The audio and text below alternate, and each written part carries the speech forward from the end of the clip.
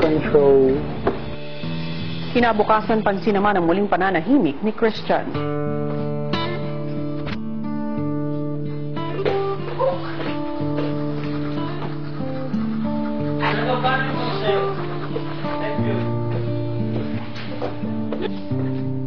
What's happening to Christian? I don't know, even now. He's Christian, we have to understand him. It's his personality. He is like a Rubik's Cube. Once you think you got one side, the other side is patay.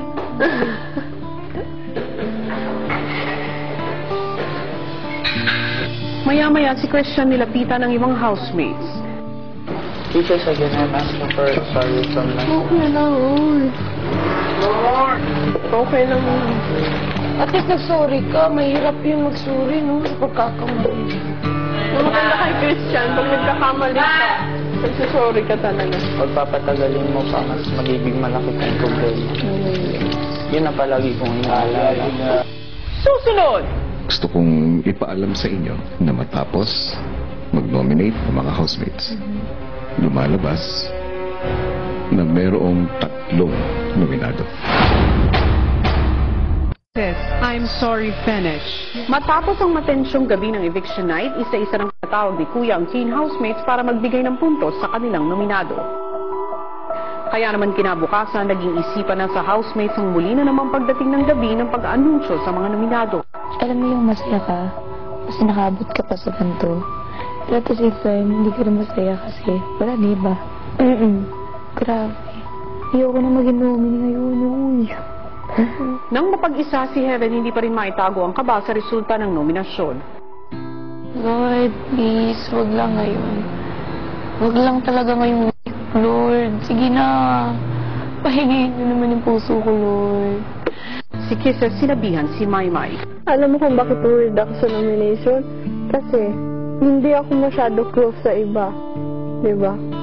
Kaya, siyempre pag mag-nominate ka, isipin mo hindi mo close. 2 ligtas. Paano kaya kong i-survive? Kailangan. Mahirap kasi.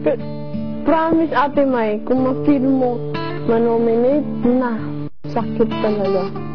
Sa gitna ng paghihintay ng lahat sa anunsyo ng nomination night, Kuya said, 10 minutes and then go to sleep. Wow! Nomination night! Wow! lumipas ang ilang araw na naghaka-haka ang housemates tungkol sa nominasyon. Hanggang isang araw ay pinatawag ni Kuya sina Christian Kisses at Heaven para sa isang mahalagang anunsyo. Kisses? Yes, po. Heaven? Christian? Kaya ako kayo pinatawag dito dahil meron akong mahalagang sasabihin sa inyo. Nung isang gabi, lahat kayo ay tinanong ko isa-isa na may patungkol sa nominasyon. Yes po. Meron ba kayong napansin? Wala po naging nominee. Kasi hindi po tayo nagkaroon ng nomination night. Kisses, Yes, Kuya. Heaven, at Christian. Yes po. Gusto kong ipaalam sa inyo na matapos mag-nominate ng mga housemates, lumalabas na merong 3 nominado. At ang mga nominadong yon ay walang iba kundi kayong 3.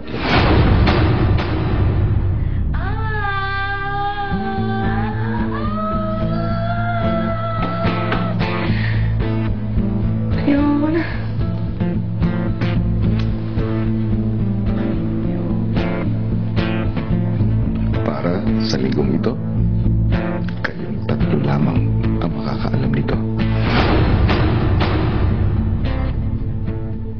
Abangan bukas! Si Kuya may dagdag pang anunsyo para sa mga nominado. Maaaring walang maibig sa inyong 3 kapag nagwagi kayo sa inyong weekly task. Pero kung kayo ay mabigo, matutuloy pa rin ang eviction. Mapagtagumpayan nga kaya nila ang mga susunod na task.